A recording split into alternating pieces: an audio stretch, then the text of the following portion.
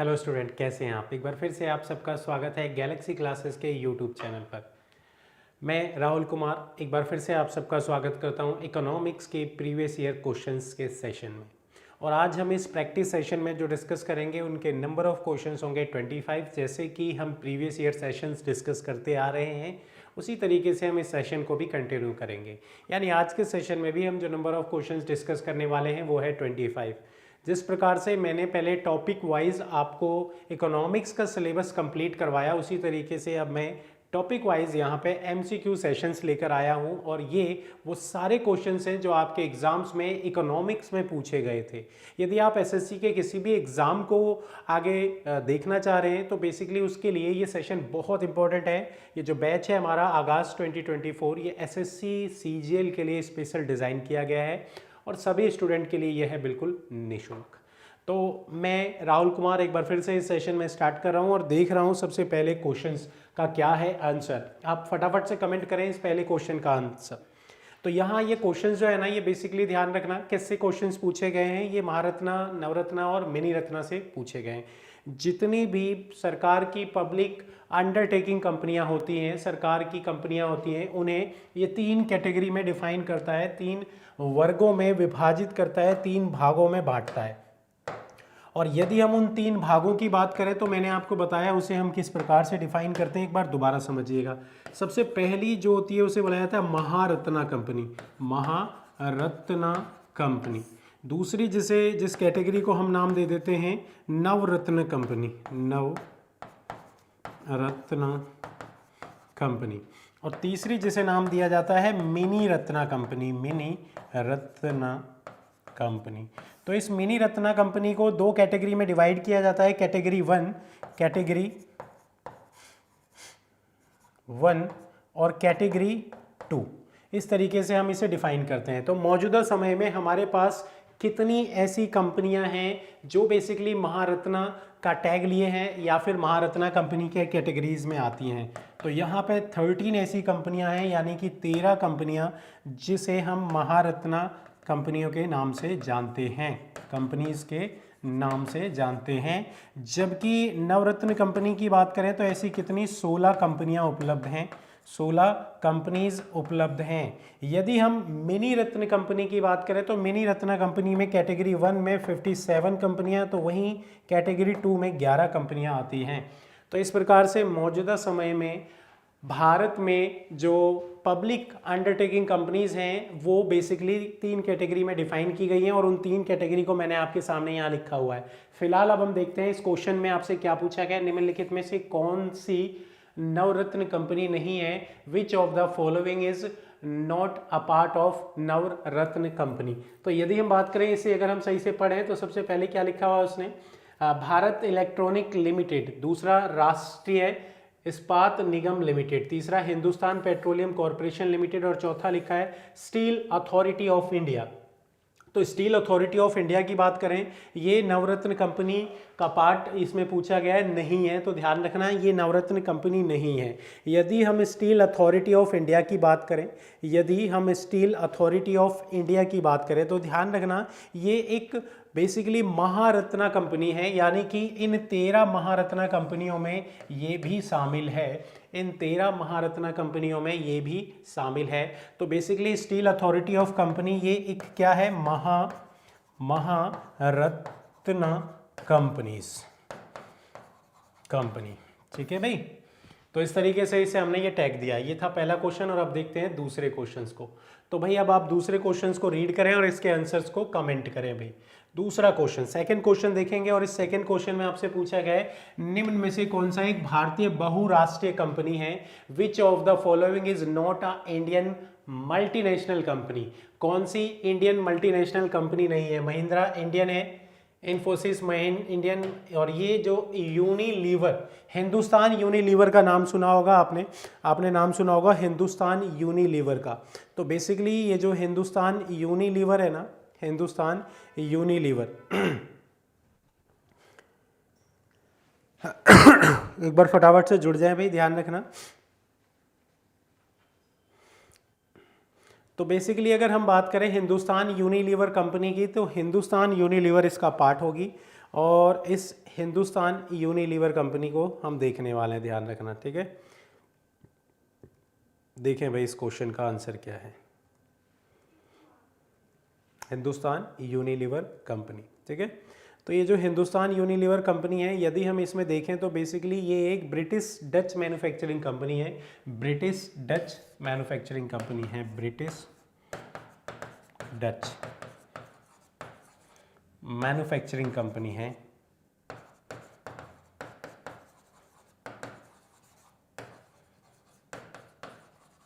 और यदि हम देखें तो इसमें जो शेयर है, इस ब्रिटिश कंपनी का जो शेयर है वो कितना है, 67%, 67.25% इसकी होल्डिंग है, 67.25% इसकी होल्डिंग है, ठीक है। तो इस प्रकार से इसकी होल्डिंग इतने परसेंट की है इसमें शेयर में। ये था दूसरा क्वेश्चन। अब हम देखेंगे थर्ड क्वेश्चन को, तीसरे क्वेश्चन को। तीसरा क्वेश्चन यहाँ पे देखते हैं ये क्या पूछा गया है आपसे। तीसरा क्वेश्चन आपसे पूछा गया है, इसे रीड करें। विच of the following public sector undertaking was accorded the Maharatna status in Feb 2003। भाई 2013 में किसे महारत्ना कंपनी का स्टेटस दिया गया था, किसे महारत्ना कंपनी में शामिल किया गया था, किसे महारत्ना कंपनी में शामिल किया गया था। तो इस क्वेश्चन का आंसर क्या होगा, भेल। भेल यानी कि इसकी यदि फुल फॉर्म देखें हम, भेल की यदि फुल फॉर्म देखें तो इसकी फुल फॉर्म, इसका पूरा नाम क्या होगा, Bharat heavy electricals limited, Bharat heavy electricals limited, Bharat heavy electricals limited. तो इसे जैसे कि यहाँ पे टैग दिया गया किसका, महारत्ना कंपनी का, कब, तो 2013 में, 2013 में, ठीक है। तो इस तरीके से इस क्वेश्चन का आंसर क्या हो जाएगा, ऑप्शन नंबर ए। अगला क्वेश्चन देखेंगे, question number 4। Which of the following company is a Navratna company, कौन सी इसमें से नवरत्न कंपनी का एग्जाम्पल है, कौन सी नवरत्न कंपनी का एग्जाम्पल है। तो बेसिकली यहाँ पे अगर हम देखें तो इसमें नवरत्न कंपनी, जिसमें यहाँ आपको कौन सी कंपनी, जैसे नवरत्न कंपनी का टैग दिया हुआ है, तो नवरत्न कंपनी में engineers India limited, engineers India limited की बात करें तो ये एक नवरत्न कंपनी के नाम से जानी जाने वाली कंपनी है, नवरत्न कंपनी के नाम से जानी जाने वाली कंपनी है, ठीक है। जिसमें यदि हम देखें तो बेसिकली इंजीनियर्स लिमिटेड के नाम से ये जो कंपनी है ये इसका पार्ट है, इंजीनियर्स यानी EIL, इंजीनियर्स इंडिया लिमिटेड। तो ये बेसिकली नवरत्न महारत्ना से कंपनी है, तो इसमें आप इसे इस तरीके से ही समझेंगे। अब यहाँ पे जो क्वेश्चंस आए इंटरनेशनल ऑर्गेनाइजेशंस के टॉपिक से रिलेट करके आ रहे हैं। अब आपसे पूछा गया which refer to the United Nations, which refers to the United Nations Sustainable Development Goal of following in SDG space, ठीक है, सस्टेनेबल डेवलपमेंट ग्रोथ, SDG यानी सस्टेनेबल डेवलपमेंट ग्रोथ का पार्ट है। और इसका क्या काम है, तो बेसिकली SDG का काम क्या है, क्लाइमेट एक्शंस नहीं, रिड्यूसिंग इनइक्वालिटी, जो असमानता क्रिएट हो चुकी है, इनइक्वालिटी क्रिएट है, उसको सही करना इसका मेन पर्पज़ है। एजुकेशंस या फिर स्टैंडर्ड ऑफ लिविंग वो एकदम इक्वल करना इसका पर्पज़ है, किसका, तो यूनाइटेड नेशन सस्टेनेबल डेवलपमेंट का, United nation sustainable development, UNSD, ठीक है। तो इस तरीके से हम बात करेंगे, इस क्वेश्चन का आंसर हो जाएगा ऑप्शन नंबर बी। अब नेक्स्ट जो क्वेश्चन है हमारे सामने आया है, छठा क्वेश्चन, ये भी इसी से ही पूछा गया है। ये पूछा गया है UNDP ह्यूमन डेवलपमेंट रिपोर्ट के जरिए major development by the combining which of the following 3 indicators. जब यूनाइटेड नेशन डेवलपमेंट रिपोर्ट के ज़रिए यहाँ पे जो रिपोर्ट जारी की जाती है उसमें किसे मेन यहाँ पे माना जाता है बेसिकली, ठीक है। मानव विकास रिपोर्ट के तहत निम्नलिखित में से 3 संकेतों में किसको मिलाकर विकास को मापी जाती है। हेल्थ बिल्कुल होता है, एजुकेशन बिल्कुल होता है, बट ये नहीं होता, ध्यान रखना। हेल्थ एजुकेशन होता है, एग्रीकल्चर भी नहीं होता। हेल्थ होगा, एजुकेशन होगा, हेल्थ होगा, एजुकेशन होगा और स्टैंडर्ड ऑफ लिविंग होगा। तो ये वो 3 माध्यम है जिससे ह्यूमन डेवलपमेंट इंडेक्स जारी किया जाता है या ह्यूमन डेवलपमेंट रिपोर्ट जारी की जाती है। एजुकेशन के माध्यम से, हेल्थ के माध्यम से और स्टैंडर्ड ऑफ लिविंग के माध्यम से। तो 6 क्वेश्चन जिसका आंसर होगा ऑप्शन नंबर सी। नेक्स्ट देखेंगे हम 7th यानी 7वें क्वेश्चन को देखेंगे। 7वें क्वेश्चन को देखेंगे, 7वें क्वेश्चन को पढ़ेंगे भाई। क्या है इस 7वें क्वेश्चन का आंसर जिसे हम जानने की कोशिश करेंगे, ध्यान रखना। तो सबसे पहले इस 7वें क्वेश्चन की बात करें, इसमें आपसे क्या पूछ रहा है, in the context of United nation sustainable development goal which of the following pair incorrect. United nation sustainable development के बिहाफ पे आपको बताना है कि कौन सा जो लक्ष्य के संदर्भ में निम्नलिखित में से कौन सा जोड़ा जो है वो गलत है। तो ये जो यूनाइटेड नेशन सस्टेनेबल डेवलपमेंट है, इसका मतलब पर्पस क्या है, जीरो हंगर जिसे SDG, या फिर अगर हम बात करें 2 के नाम से डिफाइन किया गया है, decent work and economic growth, no poverty, या फिर क्वालिटी एजुकेशन। इसमें से पूछा गया है कौन सा इनकरेक्ट पेयर है, क्वालिटी एजुकेशंस और इसके साथ जो SDG 3 को कंपेयर किया गया है, ये बेसिकली एक रॉन्ग पेयर को डिफाइन करता है, ये एक गलत पेयर को यहाँ पे डिफाइन करता है, ध्यान रखना, ठीक है।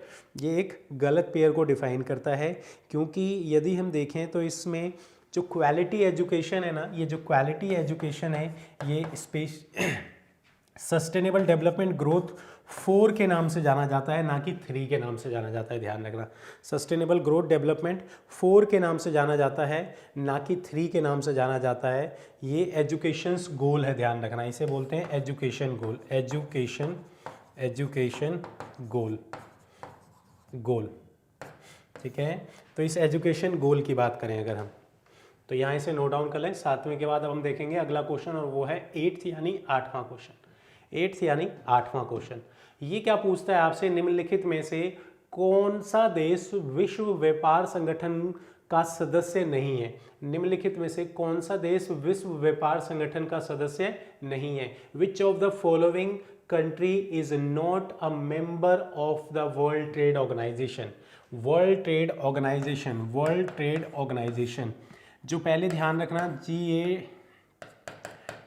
General agreement on tariff and trade के नाम से जाना जाता था, जिसे 1995 में इसका नाम बदलकर क्या कर दिया गया, वर्ल्ड ट्रेड ऑर्गेनाइजेशन। और उसी दौर में यदि हम बात करें, इजराइल, ये गिनी और ये नॉर्वे, ये तीनों इसके मेंबर बनते हैं कब, 1995 में।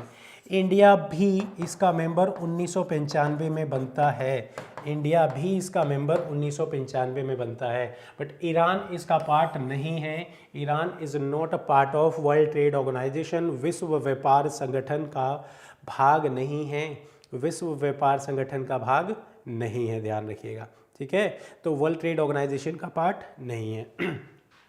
अगले क्वेश्चन पे आ जाते हैं। अगला question number 9, which organization publish the human development report. Human development report किसके द्वारा पब्लिश किया जाता है। तो अभी हमने थोड़ी देर पहले समझा कि भाई जो ह्यूमन डेवलपमेंट रिपोर्ट है ये कौन पब्लिश करता है, UNDP, United Nation development programme.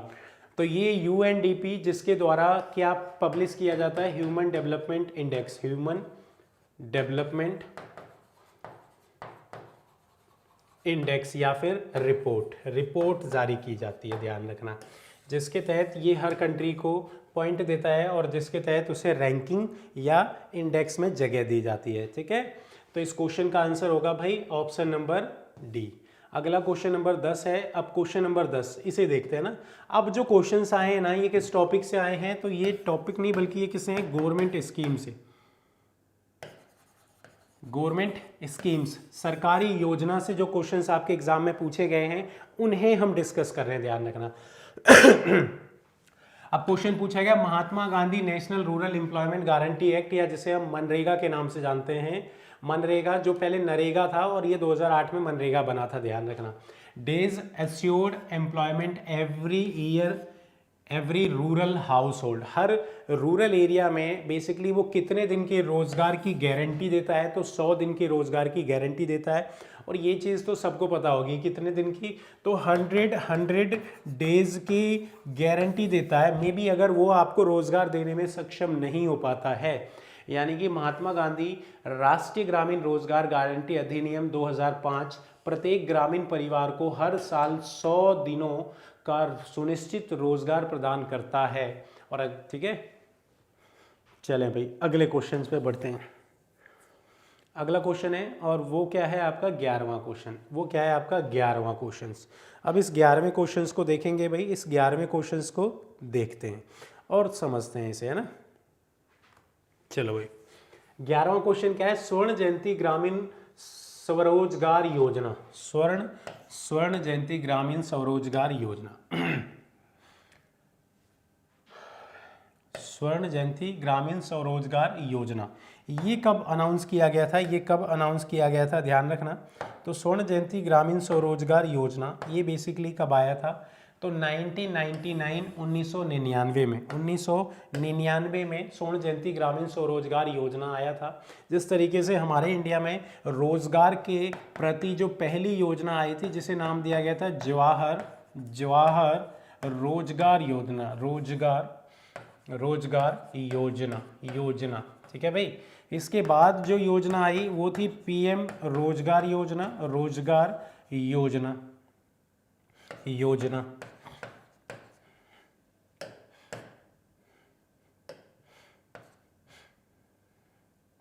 फिर आई यही जो आपके सामने है स्वर्ण जयंती रोजगार योजना।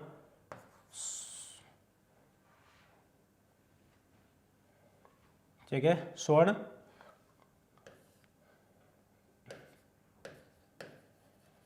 जयंती रोजगार योजना, ग्राम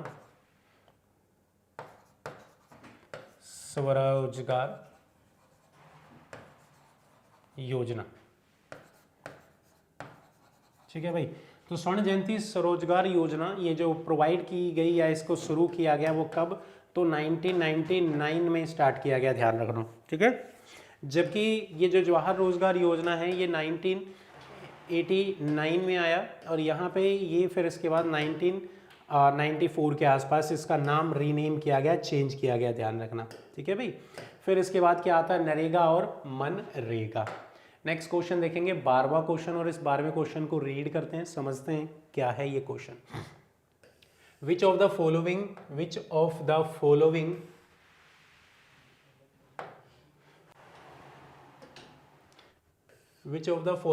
is an employment generations program in India? हमारे इंडिया में कौन सा एम्प्लॉयमेंट जनरेशन प्रोग्राम है। एम्प्लॉयमेंट का मतलब भाई निम्नलिखित में से कौन सा रोजगार सृजन कार्यक्रम है, रोजगार सृजन कार्यक्रम है फॉलोइंग ऑफ दीज में से। जब हम इन ऑप्शंस को पढ़ते हैं तो पहला स्वर्ण जयंती रोजगार या फिर स्वर्ण जयंती साक्षरी रोजगार योजना। ठीक है, दूसरा क्या है, प्रधानमंत्री जनधन योजना, ये नहीं है, रोजगार से स्टैंड अप इंडिया स्कीम। प्रधानमंत्री सुरक्षा बीमा योजना, ये भी नहीं है, ये भी नहीं है। तो इस 12वें क्वेश्चन का आंसर क्या हो जाएगा भाई, ऑप्शन नंबर ए। 12वें क्वेश्चन का आंसर क्या हो जाएगा, ऑप्शन नंबर ए। स्वर्ण जयंती स्वरोजगार योजना की बात की जाए जो कि रोजगार सृजन का कार्यक्रम है, रोजगार सृजन का कार्यक्रम है, स्वर्ण जयंती स्वरोजगार योजना है। ठीक है, SJSRY। अगला क्वेश्चन देखेंगे, नेक्स्ट क्वेश्चन है हमारा 13 क्वेश्चन, 13वां क्वेश्चन। भाई इस 13वें क्वेश्चन में आपसे पूछा गया है द प्रधानमंत्री अन्नदाता अन्न सुरक्षा अभियान या जिसे PM आशा के नाम से जाना जाता है, has how many component to rationalise the government agriculture produce price and policy for the efficiency saving by way of reduction of the wastage and leakage of storage and make fiscal gain. प्रधानमंत्री अन्नदाता आय संरक्षण अभियान कि में दक्षता के लिए सरकारी कृषि उपज मूल्य और नीति को तर्कसंगत बनाने के लिए भंडार में बर्बादी और रिसाव को कम करने के लिए बचत करने और राजकोषीय लाभ कमाने के लिए 3 घटक बनाए गए। कितने, तो 3 घटक बनाए गए। इसका आंसर होगा 3 कंपोनेंट्स। 3 कंपोनेंट्स इसमें बनाए गए, ध्यान रखना। तो भाई ये 3 कंपोनेंट इसमें बनाए गए बेसिकली। ठीक है, पीएम आशा योजना के तहत, और ये Department of Food and Public Distribution के अंतर्गत आता था। नेक्स्ट देखेंगे अगला question 14 question, the Mission Indradhanush an initiative of Government of India is associated with. Mission Indradhanush सरकार की एक पहल भारत का सबसे किससे संबंधित है? ये किससे संबंधित थी? ये जो इंद्रधनुष पहल है ना, बेसिकली ये टीकाकरण से संबंधित थी। किससे संबंधित थी? ये थी टीकाकरण से, टीकाकरण से संबंधित, टीकाकरण से संबंधित थी ये। और टीकाकरण यानी कि इसे हम क्या बोलेंगे भाई? इसे हम बोलेंगे इम्यूनाइजेशंस, ठीक है। ये इंद्रधनुष मिशन जो है ये किससे? टीकाकरण से संबंधित थी।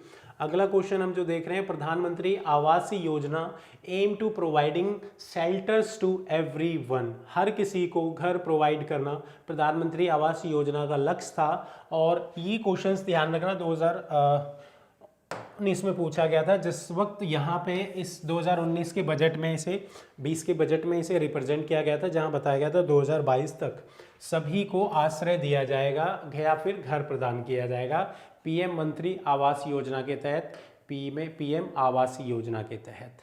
अगला क्वेश्चन है 16 क्वेश्चन 16वां क्वेश्चन। भाई 16वें क्वेश्चन में पूछा गया which of the following ministries implemented the mid day meal scheme. Mid day meal scheme यहाँ पे जो हम देख रहे हैं मिड डे मील स्कीम, इसकी जो शुरुआत हुई थी ना वो 1995 से हुई थी। अब यहाँ पे आपसे पूछा गया है कि ये जो मिड डे मील स्कीम है ये किसका पार्ट है? क्या ये ministry of social justice and empowerment का पार्ट है, मिनिस्ट्री ऑफ होम अफेयर्स का पार्ट है, या फिर ministry of human resource development का पार्ट है, या मिनिस्ट्री ऑफ सोशल वेलफेयर का पार्ट है? नहीं, it is a part of ministry of human resource development, या कह सकते हैं मानव संसाधन विकास मंत्रालय, जो कि अब एजुकेशन मिनिस्ट्री यानी कि शिक्षा मंत्रालय में तब्दील हो चुका है। उसके द्वारा यहाँ पे ये जो मिड डे मील स्कीम है इसकी शुरुआत की गई थी। बच्चों में या स्कूल के बच्चों में जो पोषण की कमी हो रही थी उसे पूरा करने के लिए वहाँ पे लंच टाइम में, बीच के अवकाश के समय में, बीच में जो लंच टाइम होगा उस लंच टाइम में उन्हें इस भोजन की व्यवस्था कराई गई, जिससे कि उनकी बॉडी में जो पोषक तत्व हैं उन्हें पूरा किया जा सके, ठीक है। या फिर हम ये कह सकते हैं कि लोग खाने के उस बिहाफ पे वो पढ़ने के लिए स्कूल आ सकें।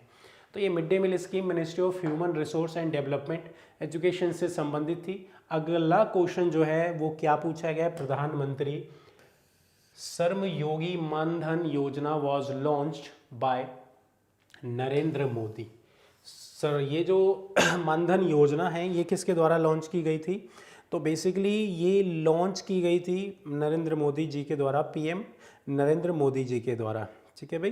किसके द्वारा? तो पीएम नरेंद्र मोदी जी के द्वारा इस मानधन योजना को लॉन्च किया गया था। कब किया गया था? तो ये भी ध्यान रखना 2019 में, 2019 में हम कह सकते हैं 5 मार्च 2019 में, ध्यान रखिएगा। चलें भाई, अरुण जेटली बेशक से उस वक्त क्या थे? फाइनेंस मिनिस्टर थे, बट उनकी इलनेस की वजह से टेम्परेरी फाइनेंस मिनिस्टर किसी और को बनाया गया था, पीयूष गोयल साहब को। लिख लो भाई इस क्वेश्चन का आंसर। 17वें क्वेश्चन का आंसर क्या है? ऑप्शन नंबर डी, यानी कि नरेंद्र मोदी जी, जिनके द्वारा इसका उद्घाटन किया गया था, जिनके द्वारा इसकी शुरुआत की गई थी। ये है क्वेश्चन नंबर 17, क्वेश्चन नंबर 17। अगला जो क्वेश्चन हम देखेंगे, वो है क्वेश्चन नंबर 18 यानी कि क्वेश्चन नंबर 18। क्वेश्चन नंबर 18 यानी कि क्वेश्चन नंबर 18, ठीक है। तो इस 18वें क्वेश्चन में आपसे पूछा गया है choose the correct pair from the following option. निम्नलिखित में से विकल्पों में सही युग्म को चुनना है, सही युग्म को चुनना है। अब ये जो क्वेश्चंस आ गए ना, आप ध्यान रखना वो किससे आ गए? 5 ईयर प्लान से आ गए, 5 ईयर प्लान से आ गए भाई। पंचवर्षीय योजना के क्वेश्चंस आ गए अब आपके सामने। तो टॉपिक वाइज हम समझ रहे हैं। अब ध्यान रखना अभी जो क्वेश्चन चल रही है 5 ईयर प्लान से चलेंगे। अब आपसे पूछा गया निम्नलिखित में से कौन सा विकल्प का जो युग्म है वो सही है। आपसे बोला गया कि थर्ड 5 ईयर प्लान जो है ये क्या रैपिड इंडस्ट्री से संबंधित था या फिर बेसिक इंडस्ट्री से संबंधित था? तो आपसे पूछेगा कौन सा युग्म सही है, तो ये गलत है। तीसरा प्लान जो था वो क्या था, सेल्फ डिपेंडेंसी कह सकते हो या फिर सेल्फ रिलायंस कह सकते हो, और इसके साथ साथ इंडस्ट्री और एग्रीकल्चर दोनों को बराबर की इन्वॉल्वमेंट दी गई थी, ना कि केवल औद्योगिकरण। फोर्थ 5 ईयर प्लान, ये क्या फैमिली प्लानिंग से संबंधित था? भाई जो चौथी पंचवर्षीय योजना है इसमें फैमिली प्लानिंग की भी बात की गई थी, ध्यान रखना। इसी प्लानिंग में ध्यान रखना फैमिली प्लानिंग की बात की गई थी। इसके अलावा इस फोर्थ 5 ईयर प्लान में यदि हम बात करें तो कुछ बैंकों को नेशनलाइज्ड किया गया था। यहीं पे इंडिया और पाकिस्तान का वॉर हुआ जिससे बांग्लादेश जन्म लेता है। फर्स्ट 5 ईयर प्लान क्या महालनोबिस से संबंधित था? नहीं।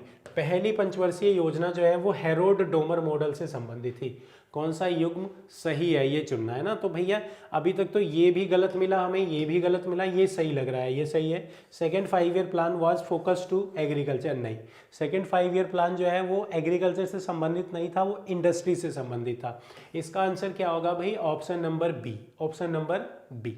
बाकी के ऑप्शन क्या है? गलत हैं। अगला क्वेश्चन देखेंगे, क्वेश्चन नंबर 19, 19वां क्वेश्चन। आपसे पूछा गया which of the following fact is not associated with PC Mahalanobis who contributed to the formulations of Indian 5 year plans. निम्न में से कौन सा तथ्य पीसी महालनोबिस से संबंधित नहीं है जिन्होंने भारत में पंचवर्षीय योजनाओं के निर्माण में योगदान दिया था? भाई क्या पूछा गया? He establish the Indian statistical institutions, बिल्कुल इनके द्वारा ही, यानी पीसी महालनोबिस के द्वारा ही ये इसकी स्थापना की गई थी इंडियन स्टैटिस्टिकल इंस्टीट्यूशंस की। यही वो कारण है जिसकी वजह से उन्हीं के जन्मदिन के अवसर पर इंडियन या फिर नेशनल स्टैटिस्टिक डे के रूप में मनाया जाता है। ही स्टार्टेड जर्नल सांख्या, या उन्होंने संख्या पत्रिका शुरू की, बिल्कुल की थी। He known as the architect of Indian planning, उन्हें भारतीय योजनाओं के वास्तुकार के रूप में जाना जाता है, बिल्कुल इनके द्वारा ही शुरू किया गया था। क्योंकि जब नेशनल प्लानिंग कमेटी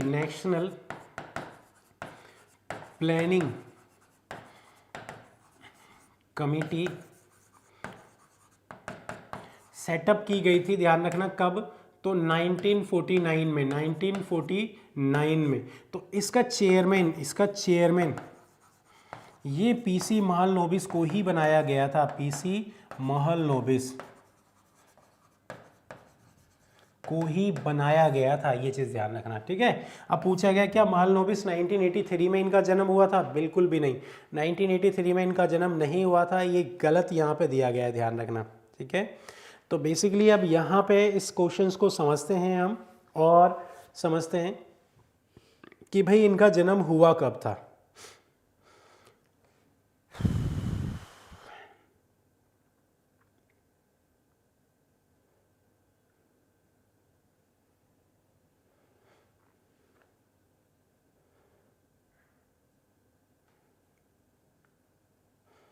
ठीक है, Mahalanobis was born in 1983 Calcutta में तो हुआ था, बट अगर हम समझें कि पीसी महालनोबिस का जन्म कब हुआ था तो वो चीज़ भी हम देख लेंगे अभी, है ना। ये बताओ, ये ऑप्शन लास्ट वाला गलत है क्योंकि इन्होंने तो बहुत पहले ही ये नेशनल स्टैटिस्टिक डे बना दिया था, यहाँ पे चेयरमैन बन गए थे, तो 1983 का तो कोई मतलब यहाँ पे बनता ही नहीं है। चलें भाई, इसके बाद हम देखते हैं यहाँ पे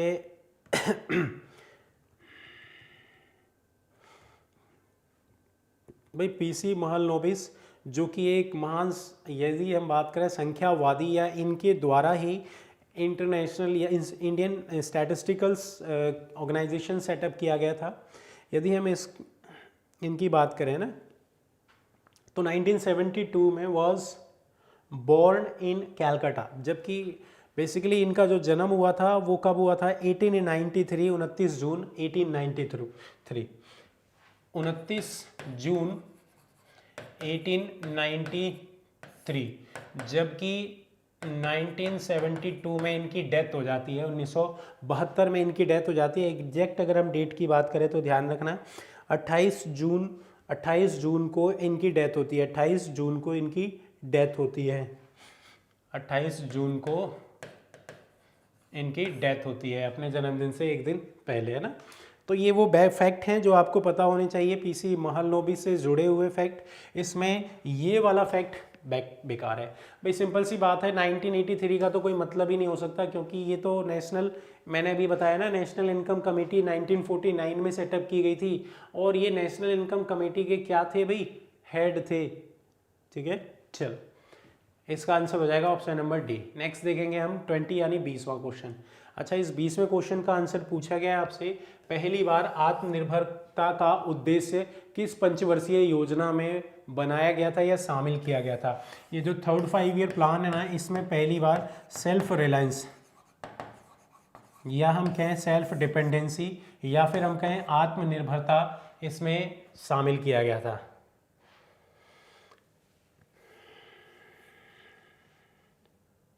ठीक है, तो इस तरीके से self reliance third 5 year plan में पहली बार बनाया गया। अच्छा, इसे नोट कर लेना, इसका आंसर क्या हो जाएगा, आप ध्यान रखिएगा, ऑप्शन नंबर ए। 20वें का आंसर होगा option number A. Next question है हमारा 21 यानी कि 21वां क्वेश्चन। 21वां क्वेश्चन, अब इस 21वें क्वेश्चन की बात करेंगे तो इन 2015 यानी कि 2015 में the planning commission was replaced with the 2015 में प्लानिंग कमीशन को किसने रिप्लेस कर दिया, नीति आयोग ने। ये भी आपको बेहतर पता होगा भाई, 2015 में प्लानिंग कमीशन की जगह क्या आया, नीति आयोग। इस नीति आयोग की बात करें तो इसका पूरा नाम क्या है, नेशनल इंस्टीट्यूशन फॉर ट्रांसफॉर्मिंग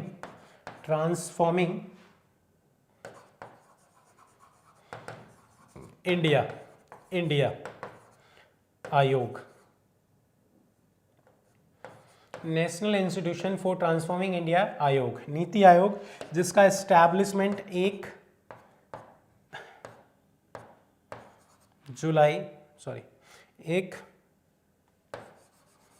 जनवरी 2015 में किया जाता है, ध्यान रखना। ठीक है, इसका एस्टैब्लिशमेंट 1 जनवरी 2015 में किया जाता है। और यहाँ पे अगर हम बात करें इस नीति आयोग की, तो इसे किसकी जगह, प्लानिंग कमीशन की जगह लाया जाता है। जबकि चेयरमैन की हम बात करेंगे तो चेयरमैन इनके भी कौन होंगे, जो पीएम होंगे। ठीक है, मौजूदा वाइस चेयरमैन कौन है, सुमन बेरी। यदि हम सीईओ की बात करें तो BVR सुब्रमण्यम, जो मौजूदा समय में नीति आयोग के क्या हैं, vice CEO, chief executive officer.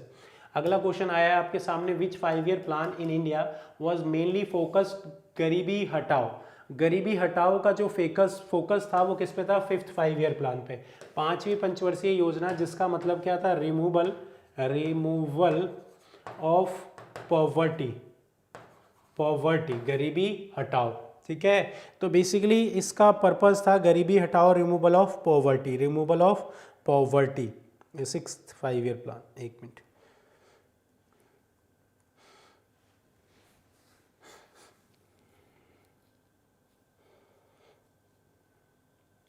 ठीक है भाई, तो एक बार इसे देख लें, कौन सी पंचवर्षीय योजना है जिनका पर्पज़ या फिर मकसद क्या था, गरीबी हटाओ। तो मैंने आपको बताया क्या है आंसर इसका, 5th 5 ईयर प्लान, 5वीं पंचवर्षीय योजना। तो ये जो 5वीं पंचवर्षीय योजना है, इसी का मेन पर्पज़, मेन मकसद था, ध्यान रखिएगा। 22वें के बाद अब हम अगले क्वेश्चंस की बात करेंगे, और वो है 23rd यानी 23वां क्वेश्चन। 23वां क्वेश्चन, और इस 23वें क्वेश्चन के आंसर की बात करेंगे तो पूछा गया है, which sector was given the main emphasis of the second 5 year plan. भाई दूसरी पंचवर्षीय योजना की बात की गई है, सेकेंड 5 ईयर प्लान की बात की गई है, सेकेंड 5 ईयर प्लान की बात की गई है, योजना की बात की गई है। तो ये जो दूसरी पंचवर्षीय योजना है वो 1956 से लेके 61 तक चलती है, 1956 से लेके 61 तक चलती है। और इसके साथ साथ यदि हम बात करें तो ध्यान रखना, यदि हम समझें तो यहाँ पे अगर हम लोग देखें तो बेसिकली 1956 से लेके 61 तक ये योजना चलती है। और इसका ऑब्जेक्टिव क्या होता है, वो ऑब्जेक्टिव होता है, इसका ध्यान रखना, एग्रीकल्चर या इंडस्ट्री डेवलपमेंट। क्या होता है, इंडस्ट्री डेवलपमेंट।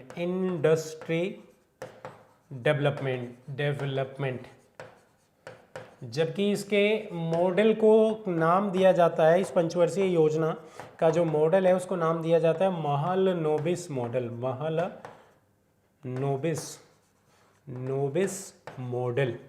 तो इसे हम महलनोबिस मॉडल के नाम से डिफाइन करते हैं, मॉडल। ठीक है, तो इसका मतलब क्या हो गया, इसका आंसर क्या हो गया, option number D. 23rd question का आंसर क्या हो गया भाई, ऑप्शन नंबर डी। 23वें क्वेश्चन का आंसर हो गया ऑप्शन नंबर डी। चले भाई, अब अगले क्वेश्चन की ओर चलते हैं और अगला क्वेश्चन देखेंगे। क्वेश्चन है 24वां क्वेश्चन। भाई ये जो 24वां क्वेश्चन है ये पूछता है आपसे कि the rural landless labour employment guarantee programme was started in which of the following 5 year plan. कौन सी पंचवर्षीय योजना है जिसमें ग्रामीण भूमिहीन श्रमिकों को रोजगार गारंटी कार्यक्रम निम्नलिखित में से किस पंचवर्षीय योजना में स्टार्ट किया गया था।